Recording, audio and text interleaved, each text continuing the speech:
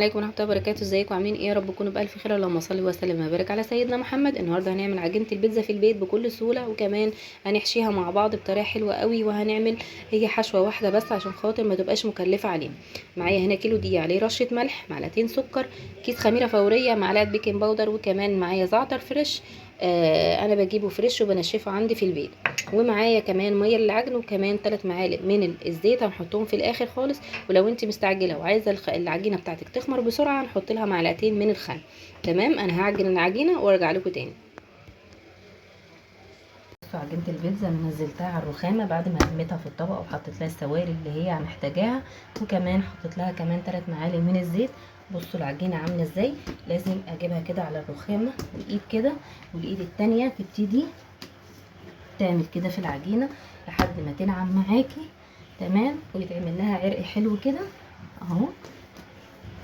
بالطريقه دي العجينه بتبقى ناجحه معاكي وهشه. كيلو دي بيعمل حوالي 5 بيتزات، او ممكن 4 حلوين كبار لو عندك الصواني كبيره، او تعمل صاجين من اللي هو بنسوي فيهم الكحك كبار، تعمل لك 2. لازم كده 7 دقايق ولا حاجه نفضل نعمل في العجينه عشان خاطر تنعم معاكي وتديكي ملمس حلو بالطريقه دي. تمام، هسيبها تخمر ساعه وارجع لكم تاني. يلا بينا نعمل الحشوه. انا عندي هنا جايبه صدور فراخ مقطعه قطع صغيره كده بالشكل ده. تمام، وغسلها كويس. هبتدي انزل بيها. نحط معلقتين زيت في قلب الطاسه او زبده اللي متوفر عندك. بسم الله الرحمن الرحيم. قطعيه كده قطع صغيره.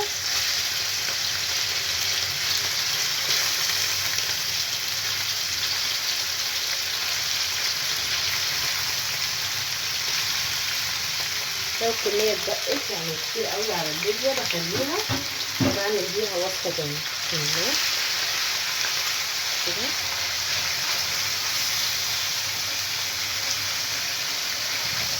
الحشوه بتاعت البيتزا، الشاورما اللي انا بعملها للبيتزا مش بحط عليها زبادي ولا لبن ولا اي حاجه، عشان خاطر انا بتبلها وهي على النار عشان ما تنزلش ميه كتير ويبقى فيها سوائل كتير تنزل على العجينه.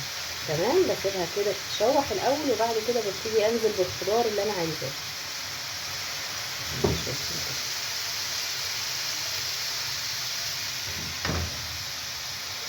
كده الفراخ كده خدت لون حلو. تمام، هبتدي بقى انزل باي خضار واي توابل عندك في البيت. تمام اهو بالشكل ده. وبصوا مفيهاش سوائل ولا اي حاجه. اصبري عليها لحد ما تشرب السوائل بتاعتها اللي بتنزلها الفراخ. تمام، هي بترجع تشربها تاني وتبتدي تديكي اللون ده. هبتدي انزل بعد كده باول حاجه البصل. بسم الله الرحمن الرحيم. دي بصلايه. كميه الخضار دي ترجع لك انتي، تزودي تقللي دي حاجه ترجع لك.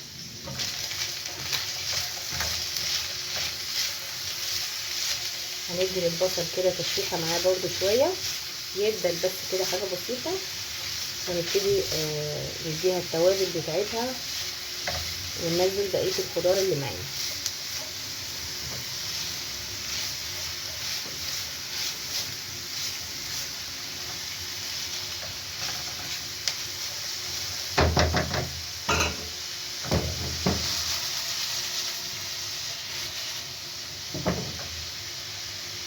بعد كده هبتدي انزل بالتوابل اللي عندي. انا معايا هنا توم بودره وبصل بودره، الاتنين بجيبهم على بعض. تمام، هحط كده ايه معلقه صغيره مش مليانه. تمام، معايا رشه فلفل اسود اهي نص معلقه صغيره. تمام، معايا هنا كيس البهار ده ال11 بهار انا بجيبه. تمام اهي خلطه 11 بهار بجد حلوه قوي. باخد منه برضو نص معلقه كده صغيره. التتبيله دي حلوه قوي. كيس التوابل ده ريحته جامده جدا. وهحط كمان الملح بتاعنا. احط كده معلقه ملح صغيره اهو.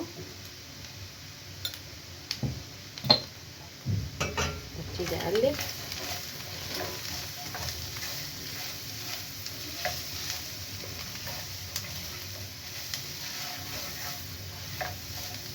لو انت بقى عايزه فيها صوص هتحطي معلقتين زبادي في التتبيله في الفراخ قبل ما تشوحيها بالطريقه دي، لكن انا هحطها على البيتزا مش حابه ان انا احط، مش حابه ان هي يكون فيها صوص.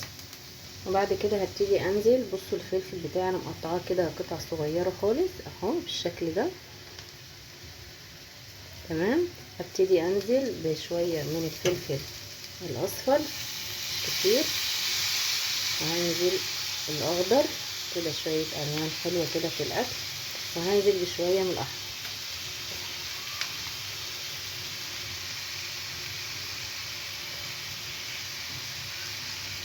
تمام. والباقي ده بشيله بحطه على وش البيتزا لو انا حابه ازود. بسم الله.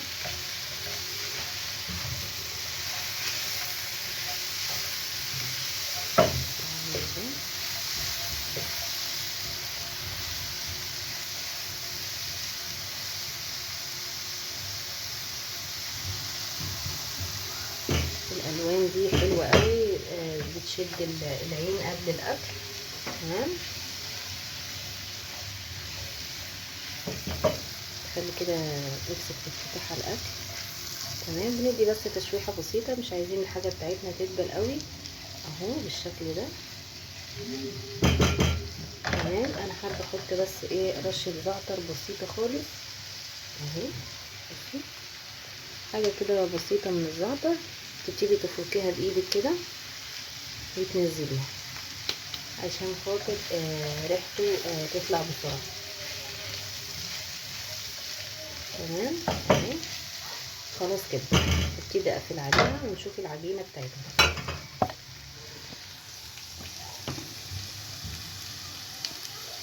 بعد العجينه بتاعتنا ما اختمرت بصوا. تمام. لازم نخرج الهواء بتاعها كده. بسم الله اهي. بسم الله الرحمن الرحيم.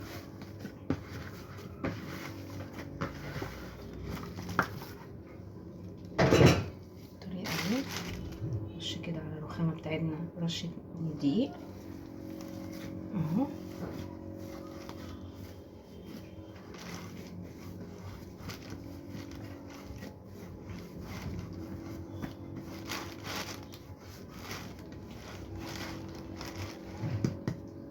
ونبتدي نقطعها. بسم الله الرحمن الرحيم. حسب حجم البيتزاية، انا عندي الصواني بتاعتي فيها كبير وصغير، فحسب حجم الصينية تبتدي تقطع. تمام. بسم الله. بصوا الزعتر عامل ازاي فيها.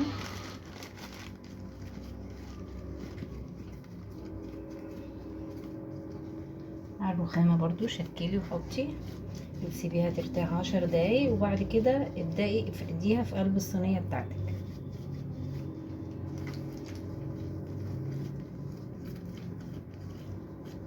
عجينة حلوة قوي ولو عملتيها مخبوزات هتطلع معاكي حلو.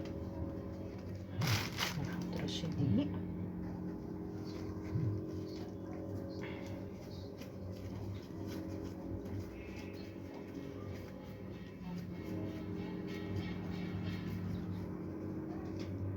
تمام. نغطيهم بكيس ونسيبها ترتاح 10 دقايق ونرجع نفردها في الصينيه. يلا بينا نفرد البيتزا بتاعتنا. بصوا انا دهنه الصينيه بتاعتي دهنه زيت بسيطه خالص، واجيب قطعه كده من العجين وابتدي اضغط عليها كده من النص لبره. تمام. ولا نشابه ولا اي حاجه اهو. تضغطي كده من النص وتخرجي لبره، بتتفرد معاكي بكل سهوله. ولو العجينه مرتاحه وخمرانه كويس هتتفرد معاكي ومش هتلم تاني، يعني مش هترجع تلم تاني، هتتفرد بكل سهوله. تمام اهو.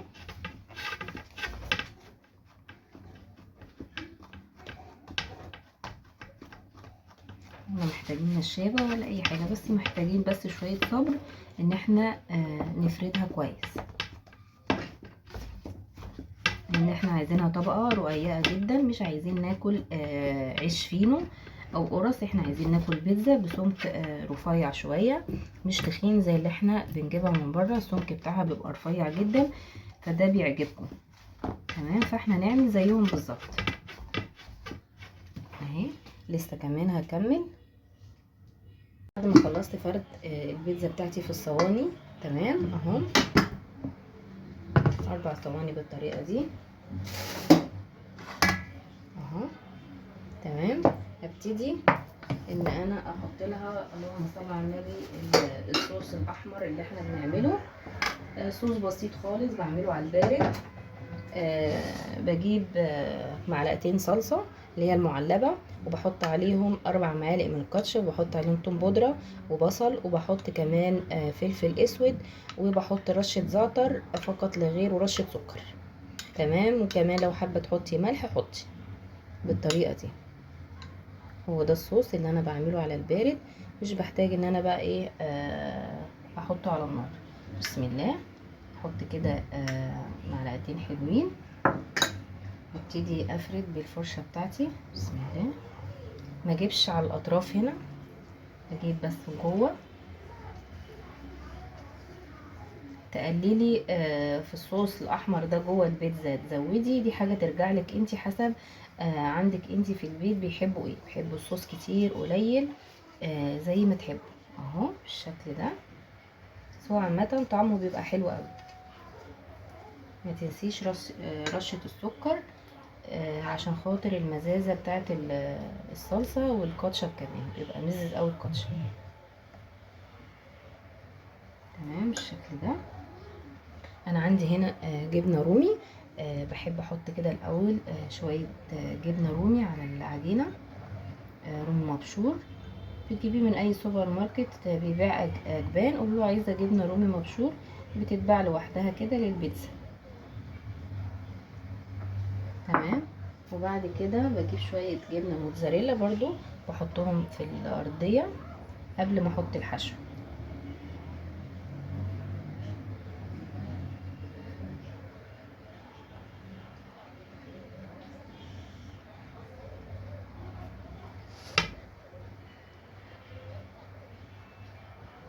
تمام، وابتدي اجيب كده معلقتين من الحشوه. الحشوه بتاعتنا جميله جدا وطعمها حلو قوي. وزعي وزعي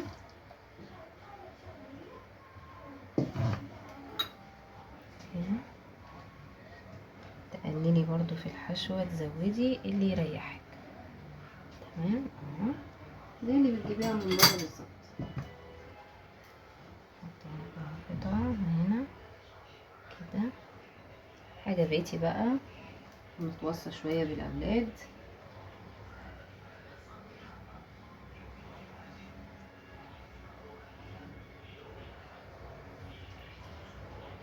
تمام، وابتدي احط الجبنه.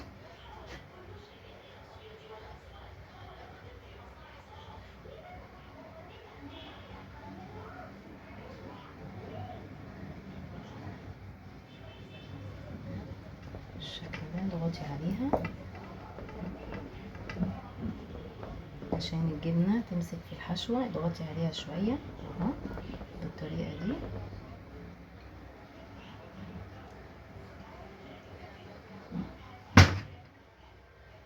تمام، ابتدي انزل بشويه فلفل. ده فلفل الوان اهو اللي اتبقى معايا من الحشوه، باخد منه كده اصفر على احمر كده، بحطه على الوش. شكلها حلو قوي. حطيه فوق الجبنه، ما تحطوش تحت الجبنه بالطريقه دي. شويه زيتون لو بتحبوا الزيتون،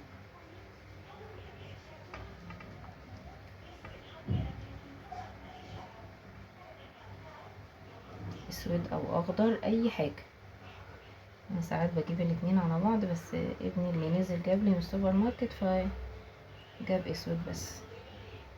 يعني بقول للراجل اديني اسود على احمر على اخضر كده بس. تمام بالشكل ده. بصوا حلوه قوي وجميله وشكلها حلو قوي. تمام، هتشغلي الفرن من فوق ومن تحت. لو متوفر، مش متوفر هتشغلي تحت الاول تاخد لون، وبعد كده تشغلي الشوايه. برضو اضغطي برضو على الخضار اللي احنا لسه حاطينه ده، اضغطي برضو ضغط عليه كده بالشكل ده.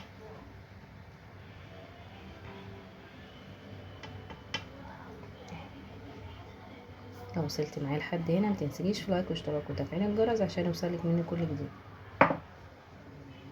البيتزا بتاعتي بعد ما استوت تمام، يفضل انتي تخرجيها اللون ده، بلاش اللون ده تمام. دي غمقت مني شويه الجبنه. دول صينيتين، وفي صينيه في الفرن وفي صينيه كمان لسه هتستوي. بجد حلوه قوي لما كانت تستوي في الفرن، ريحتها كانت جميله جدا. بتمنى تجربوها ويا رب تعجبكم. متنسونيش في لايك واشتراك وتفعيل الجرس عشان يوصلك مني كل جديد بامر الله.